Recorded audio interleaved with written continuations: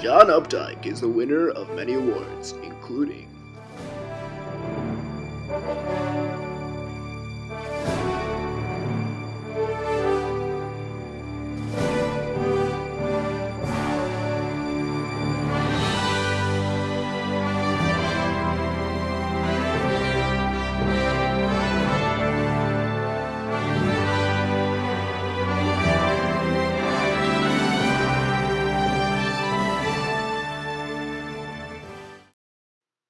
John Updike is known for writing novels with the underlying theme of using sexual context in order to emphasize the unfortunate loss of family unity, morality, and religious faith in progressive American society.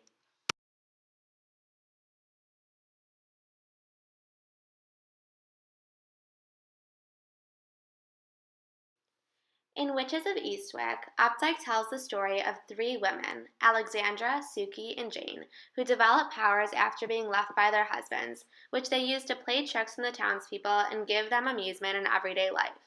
Known as scandals in the town, they often sleep with married men and neglect their children. People know of their powers and believe they are from the devil. And when Daryl Van Horn comes to town, his influence causes them to use their powers for even worse. In this scene, Suki and Daryl discuss Suki's tendency to sleep with married men.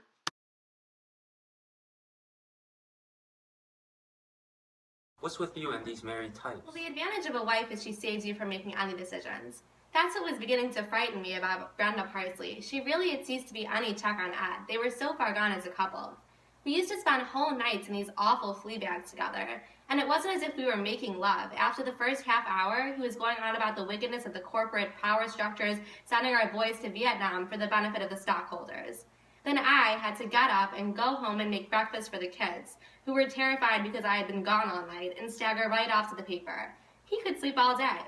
Nobody knows what a minister is supposed to be doing. Just give his silly sermon on Sundays. It's really such a ripoff. People don't terrifically mind being ripped off. It's something I've discovered over the years.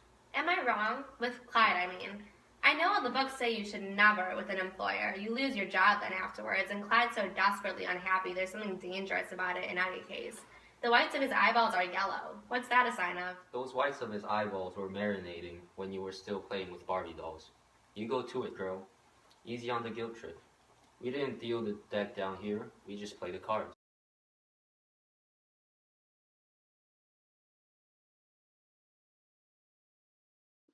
Roger's version, a book written solely from Roger's viewpoint, features Roger and Esther, a married couple that are perhaps too comfortable with their lives. When Dale and Verna enter the book, Roger and Esther's battle against their sexual impulses to preserve the family fails, as they both lose and commit the sin of adultery with Verna and Dale respectively, to add excitement to their boring lives. Through this conversation, they try to confirm their suspicions of each other.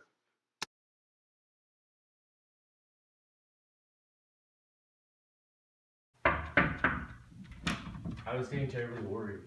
Sorry, the hospital took custody of Paula because they were suspicious that Verna hit the child. Let's sit down and talk now.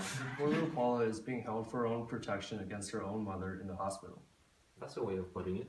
But Verna, how did she take that? I would be devastated. Any mother would be, good or bad. She cried. But I think she expects to get the child in the morning, and that things will go on as before. I'm not so sure they will. It happened, didn't it? What? Whatever it is has been building between you and Verna ever since you went calling on her the first time last autumn. That was quite uncharacteristic of you, Raj, playing the uncle. You hate those Cleveland people. You couldn't even stand it about Lillian, that she reminded you of them. At least that's what you used to tell me. There was that damn Dale Kohler. He came around with his lugubrious face and told me I should try to help her. That's the trouble with these high rollers, always stirring things up. Don't change the subject. You're always doing that. We're not talking about Dale. We're talking about Verna. Did you just drop her off at the project? Actually, I suggested she might come back here and sleep somewhere. Maybe the third floor. There's nothing on the third floor. Just those old paintings I never work on anymore.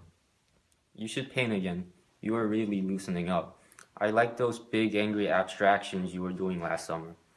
Verna's evidently taking art lessons now. She has one tomorrow. That was the reason she gave for not coming back here. so I just dropped her off. You didn't tuck her in? You let her go into that dreadful place unescorted? Baby, she lives there. She's the big white queen.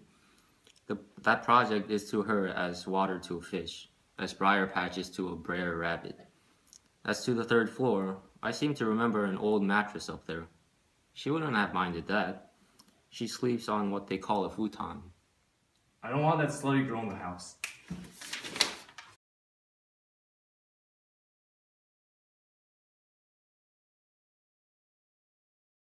John Updike's Rabbit Run is a tragic narrative on how alcoholism and religious uncertainty can lead to the destruction of family and embarrassment within the community. The novel tells the story of Harry Rabbit Angstrom's journey to escape his alcoholic wife and young son. While attempting to escape his life problems, Rabbit commits adultery, revisits the past, and looks for spirituality. In this scene, Rabbit is talking to his mistress Ruth about religion.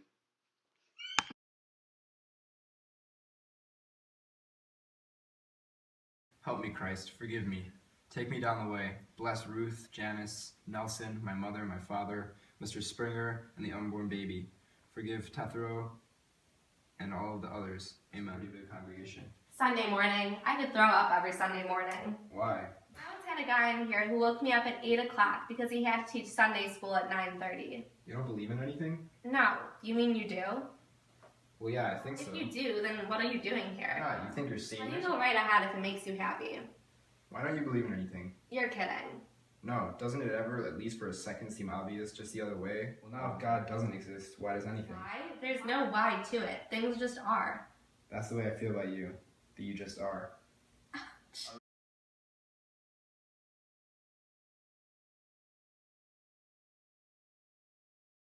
Centaur consists of Peter Caldwell's reflection and recollection of his past experiences as a teenager with his father George.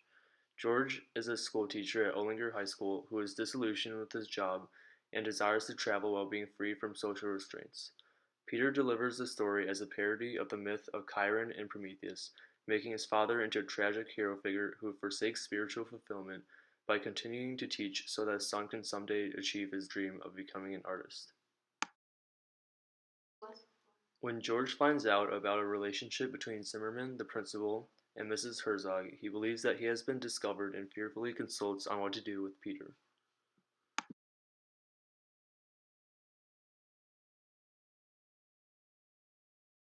I was walking through the hall 10 minutes ago, and Zimmerman's door bumps open.